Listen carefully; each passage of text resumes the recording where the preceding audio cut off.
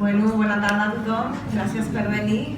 Aquest acte del projecte Impulsem el Canvi que fem aquí a Molins de Rei per parlar de municipalisme, de tot el que ha passat a l'últim any des que es van fer les candidatures del canvi, les candidatures ciutadanes que ens van presentar a les eleccions municipals de 2015 i una mica per analitzar tot el que ha passat des de llavors i veure com podem enfocar el futur, com podem enfocar-lo dintre d'aquest projecte d'Impulsar el Canvi.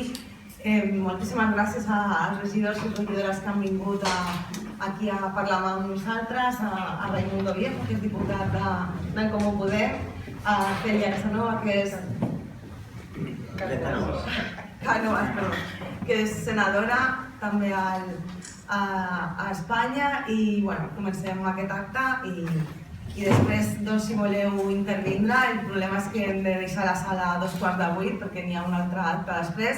De totes maneres, a l'acabar passarem al pati, a un pica-pica, on tots podrem parlar de tot el que vulguem i comencem. Des de les eleccions europees hem viscut un cicle electoral molt intens que ha permès irrompre a les institucions les ànsies de canvi i de posar fi a les polítiques d'austeritat. Ara que el cicle electoral s'està tancant, és l'hora de pausar el temps i estar contents per tot el que hem aconseguit, però sent conscients de la gran tasca que tenim per davant. És temps de seguir construint i d'avançar cap als nous reptes de futur.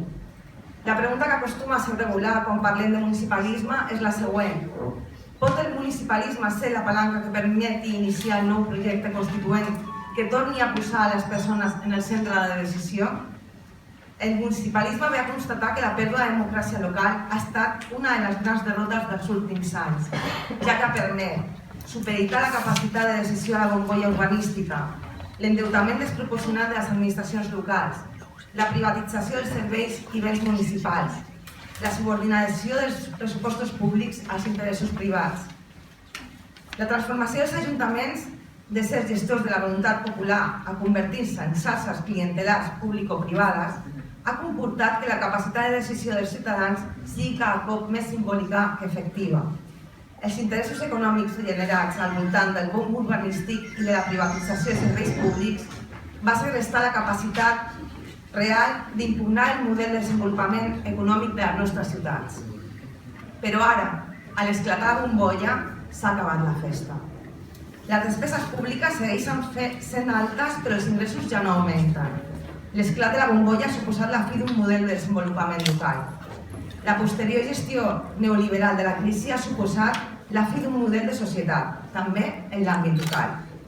Avui, doncs, tenim una oportunitat per plantejar-ne alternatives. S'han construït veritables ciutats sense ciutadans i cal plantejar la necessitat de guanyar el nostre dret a la ciutat com a projecte polític. Però com revertir la situació? Com trencar amb tots els interessos privats polítics que planegen sobre els ajuntaments des d'una posició de debilitat i de deute amb el sector privat? El principal repte, també a nivell local, és recuperar la democràcia, no només amb la creació de nous canals de participació, sinó amb la implicació activa de la ciutadania. I per això cal una organització que aposti per enfortir a Podem, juntament amb els regidors i regidores de les diferents candidatures ciutadanes, per tal de bastir el múscul suficient com per poder trencar la lògica en la que està inserta la institució local. És per aquest motiu que participem i donem suport a Impulsar el Canvi, perquè considerem essencial situar el municipalisme com a eix de poder. Per això, els regidors i regidores que donem suport a Impulsar el Canvi hem preparat una proposta, diguem-ne, per com ha de ser la relació de Podem Catalunya amb el municipalisme, que us faré ara 5 cèntims. Els regidors i regidores que estem donant suport a aquest projecte considerem que cal identificar les candidatures amb ADN de Podem, crear figures d'assessorament, sobretot en l'aspecte legal i jurídic. Cal crear espais de formació, espais de debat i posar en comú de situacions locals a competències municipals. Detectar, i això és molt important també, les candidatures i els regidors i regidores que no respecten les línies de Podem i han utilitzat aquesta via com a trampolí per entrar a la política remunerada. Creiem que és absolutament necessari que dins de Podem es creï la figura de responsables de municipalisme tant estatal com autonòmic. Responsables o secretaria, no? Sí, estava evolucionant amb la secretaria. El document encara és obert, podrem fer aportacions, però aquesta secretaria ha de solventar els dubtes i problemes del dia a dia del treball de les regidories, a més de treballar conjuntament amb el territori en l'adaptació dels discursos i argumentaris de línia política i organitzativa a l'espai municipal. Per això proposem el següent model organitzatiu. Una secretaria de municipalisme, tant a nivell estatal com a nivell autonòmic. Ha de dedicar-se aquesta secretaria en exclusiva a la qüestió municipal, estatal i autonòmica. Ha de crear equips representatius per comarques, fomentar la formació, el debat i la participació tant a nivell comarcal com autonòmic, mantenir contacte freqüent amb els representants comarcals i així com els representants autonòmics de comunicació i premsa per donar visibilitat al treball municipal de tota l'autonomia. A més, s'haurà d'encarregar de planejar jornades sectorials, municipalisme i educació, feminisme, ocupació. Necessitem un assessor legal i jurídic. És indispensable un assessorament complet en tot l'àmbit de l'administració pública. La figura també del representant comarcal.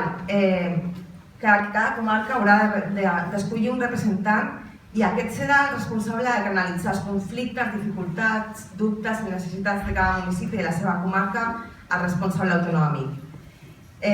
Per últim, considerem necessària la creació d'un observatori municipal que funcioni com a laboratori d'investigació d'idees de línies municipals factibles que s'haurà de dedicar a generar un programa marc per a les següents eleccions municipals.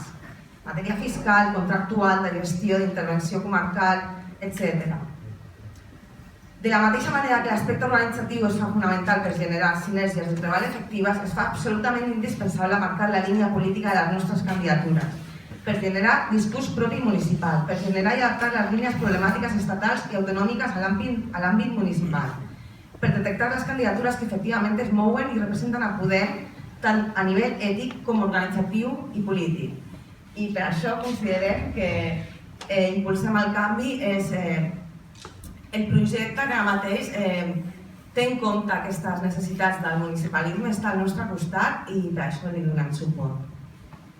Ara presento a Raimundo Viejo, que ens dirà unes paraules sobre el projecte Impulsant el Canvi, doncs és una de les figures més importants d'aquest projecte.